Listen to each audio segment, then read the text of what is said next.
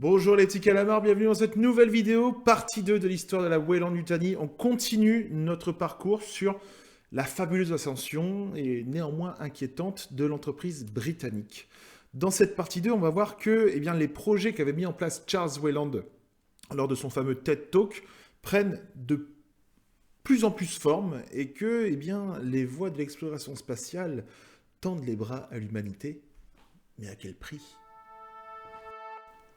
Et l'on retrouve la Weyland en très bonne posture puisque en fin 2029, elle vient de remporter son procès sur l'utilisation des brevets des androïdes David contre la firme japonaise Yutani. Tiens. Mais on verra le destin de la Yutani un peu plus tard. Au début de l'année 2030, l'entreprise britannique perfectionne ses logiciels et programmes ayant pour objectif de veiller au bon déroulement des pods d'hypersommeil, accroissant par la même occasion la durée potentielle des vols spatiaux et ouvrant donc de nouvelles opportunités en termes d'exploration spatiale. Et toujours en 2030, la Weyland renoue avec les premiers rêves de conquête spatiale de l'humanité. Et oui, après plus de 61 ans d'absence, l'espèce humaine repose le pied sur la Lune. En effet, la Weyland parvient à créer la première base habitable, notamment avec l'aide de ces fameux générateurs d'atmosphère qu'on a vus dans la vidéo précédente, rendant ainsi la Lune accessible à toute l'humanité. En avril 2032, la Weyland devient la première entreprise au monde dans le domaine de la défense et de l'aéronaval, en absorbant les 4 plus gros conglomérats d'entreprises de ce domaine. Et un mois plus tard, les chercheurs de l'entreprise britannique commencent à travailler sur le projet des voyages FTL, Faster Than Light. Et en 2033, le millionième employé de la Weyland est recruté. L'heureux élu s'appelle Richard Post et il travaille comme statisticien dans l'électronique. Et 3 ans après avoir débuté les travaux sur la technologie FTL, la Weyland présente son premier vaisseau équipé de cette même technologie, l'Héliade. Et en juin 2035, les restrictions sur les limites des utilisations des androïdes sont levées et la Weyland déploie sa 3e génération d'androïdes David. Toute l'humanité peut désormais en bénéficier.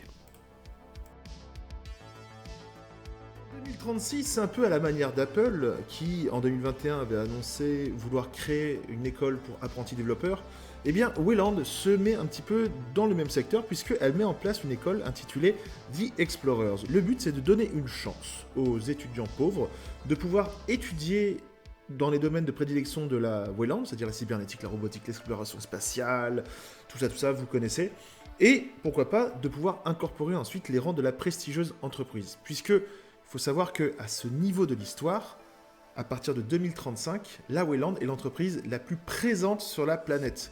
On la retrouve sur tous les continents, de l'Antarctique jusqu'au Pérou, en passant par l'Asie, en Europe, partout, et même sur la Lune.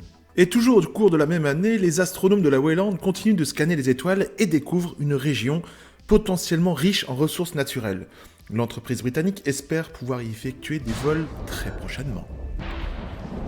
Et toujours dans le domaine de la conquête spatiale, en mai 2039, grâce à la technologie de terraformation de la Weyland, la planète GJ667cc devient respirable.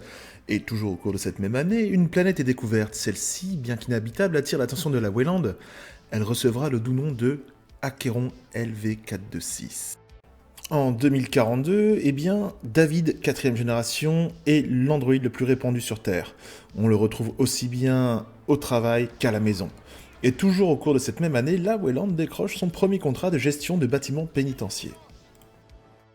C'est un peu plus de 10 ans plus tard que la Weyland présentera sa première génération de véhicules exoplanétaires capables de supporter des charges importantes, facilitant ainsi le travail des futurs colons. En 2052, on verra l'arrivée de David 5 sur le marché des androïdes. Et un peu plus tard, plutôt en 2055, la NAFE, qui veut dire National Association for Female Executive, littéralement, en fait, c'est une entreprise, enfin plutôt une association qui milite pour l'inclusion des femmes dans les postes stratégiques. Cette entreprise félicite la Weyland, pas la Weyland-Yutani, puisque c'est une entreprise où les femmes sont incluses et c'est une entreprise dans laquelle les femmes bénéficient de postes à responsabilité. Et en 2056, la Wayland continue de préparer ses futures colonies puisqu'elle travaille sur le développement des premiers exosquelettes, notamment dédiés au transport de marchandises lourdes et d'armement. Ils recevront le doux surnom de Power Loader.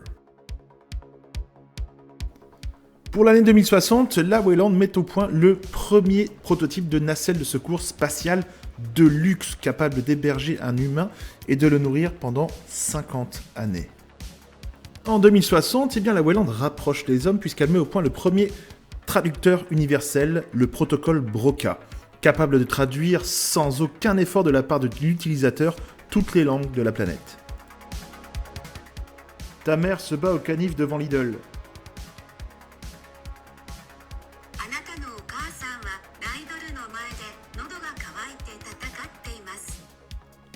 Quelle époque, ça rapproche les hommes. Et en 2061, la Wayland travaille sur les premiers MedPods, capables de pratiquer des opérations chirurgicales lourdes sans aide extérieure, idéales pour les futures colonies. Et voilà les petits calamars, on arrive à la fin de cette deuxième partie, une troisième arrivera et peut-être une quatrième. J'espère que ça vous a plu, donc là on voit concrètement que la Wayland équipe l'humanité pour ses futures expéditions. La première partie, on était plus sur les grandes idées, les grands projets, quelques petites avancées. Là, la Wayland met les cartes sur les tables, elle produit des pods médicaux, des véhicules, les moteurs nécessaires pour les voyages intersidéraux.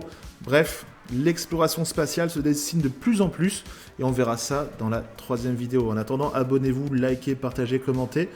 Et puis, prenez soin de vous, on se retrouve pour la prochaine vidéo. A très bientôt les calamars. Bisous.